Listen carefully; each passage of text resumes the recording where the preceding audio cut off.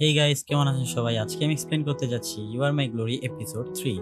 এই সিরিজের IMDb rating 8.1 out of 10। তো চলুন এক্সপ্লেনটি শুরু করা যাক।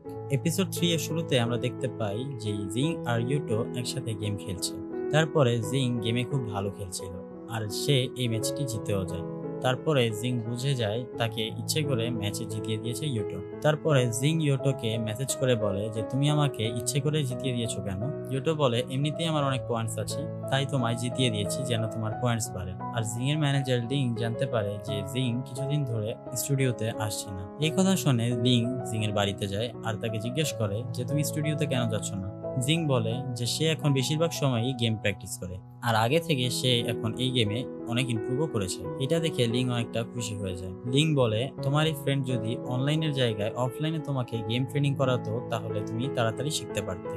এই ব্যাপারটা জিং এর ভালো লাগে। তারপরে সে দেখে ইউটো বেশিরভাগ সময় অনলাইনে থাকে, তার মানে হয়তো সে ফ্রি আছে। তাই সে তার বেস্ট ফ্রেন্ডকে মেসেজ করে জিজ্ঞেস করে যে ইউটো কি কোনো জব করে।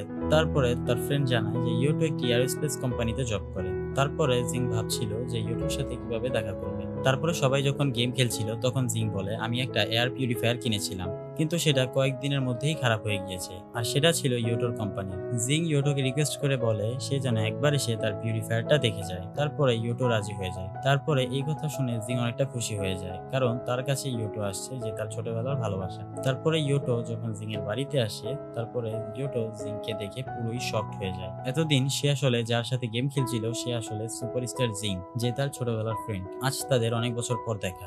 তারপরে জিং বলে চলো আমরা একটু বাইরে থেকে হেঁটে আসি। তারপরে তারা হাঁটতে হাঁটতে কথা বলছিল। তারপরে ইউটো বলে তুমি টুর্নামেন্টে অংশগ্রহণ করবে, এই কথাটা কেন মিথ্যে বলেছো? তারপরে জিং বলে যে সে কোনো মিথ্যে কথা বলেনি, তার আসলেই একটা টুর্নামেন্ট আছে আর তাকে ভালো পারফরমেন্সও করতে হবে, তাই সে চায় ইউটো যেন তাকে গেম খেলা শেখায়। তারপরে ইউটো জিংকে বলে তুমি কি বিশ্বাস করো যে আমি তোমাকে শেখাতে পারবো? তারপরে জিং বলে তুমি আমার ক্লাসমেট ছিলে, আমি তোমাকে চিনি আর বিশ্বাসও করি। তারপরে ইউটো এগুলো শুনে আজ থেকেই গেম খেলা প্র্যাকটিস শুরু করতে বলে। আর এখানেই এপিসোড 3 শেষ হয়। আর এই ছিল আজকের ভিডিওটি ভালো লাগলে লাইক, কমেন্ট, শেয়ার এবং সাবস্ক্রাইব করতে ভুলবেন না। Thanks for watching.